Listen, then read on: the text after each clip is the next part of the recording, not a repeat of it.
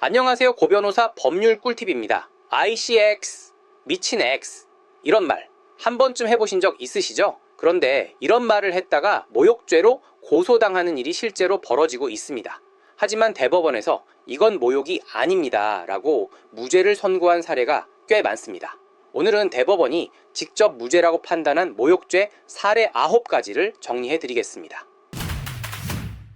어디까지가 모욕이고 어디까지가 표현의 자유인지 그 기준을 명확하게 알려드리겠습니다. 첫 번째, 누군가에게 ICX이라고 말했습니다.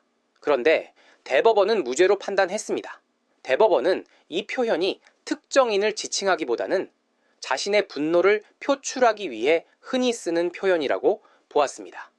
쉽게 말해서 누군가를 겨냥한 욕이 아니라 그냥 감탄사처럼 내뱉은 것에 불과하다는 의미입니다. 두 번째, 상대방에게 공황장애이라는 표현을 사용했습니다. 그런데 대법원은 역시 무죄로 판단했습니다. 무례한 표현이기는 하나 상대의 사회적 가치를 저하시킬 정도는 아니다라는 것입니다. 모욕죄가 성립하려면 단순히 기분 나쁜 말을 한 것만으로는 부족합니다. 그 표현이 상대방의 사회적 평가를 떨어뜨릴 정도여야 합니다. 세 번째, 연장자에게 야, 나오니까 좋지? 라고 반말을 했습니다. 대법원은 이것 역시 무죄라고 보았습니다. 무례함과 모욕은 법적으로 다릅니다. 반말을 했다고 모욕죄가 성립하는 것은 아닙니다. 네 번째, 누군가를 향해 건물주 갑질이라고 표현했습니다. 요즘 흔히 쓰는 말이기도 한데요. 대법원은 무죄 판단을 내렸습니다. 대법원은 이 표현이 분쟁 중 사용된 다소 무례한 방법의 표현일 뿐 객관적 모욕은 아니다라고 보았습니다. 다섯 번째, 신랑 일을 벌이던 중에 상대방에게 병원 좀 가봐라, 상담 좀 받아라 라고 말했습니다. 대법원의 판단은 이 표현이 실랑이 중 발생한 비판적 의견 표명으로서 맥락상 모욕으로 보기 어렵다는 것이었습니다. 여섯 번째, 상대방에게 와, 인성 저런데 친구는 있으시네요 라고 말했습니다.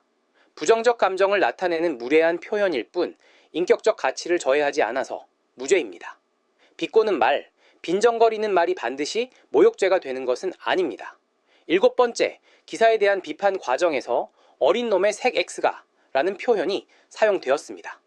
저속한 표현이지만 기사에 대한 비판 과정에서 나온 경미한 표현이어서 무죄입니다.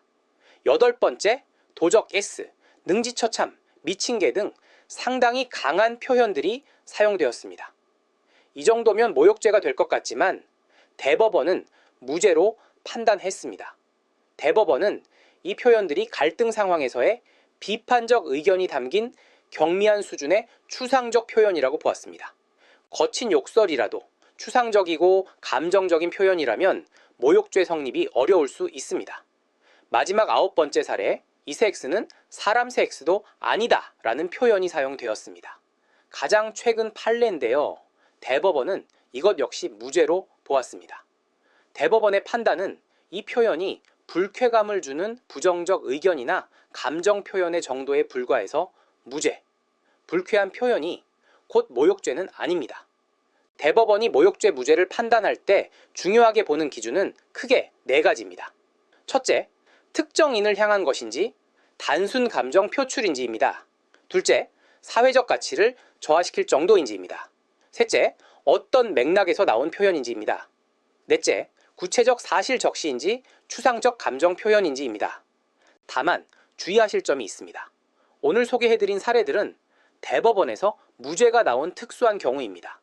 같은 표현이라도 상황과 맥락에 따라 유죄가 될 수 있습니다. 그러니 대법원에서 무죄 나왔으니 괜찮겠지 라고 생각하시면 절대 안 됩니다. 오늘 영상이 도움이 되셨다면 좋아요와 구독 부탁드립니다. 고변호사 법률 꿀팁입니다.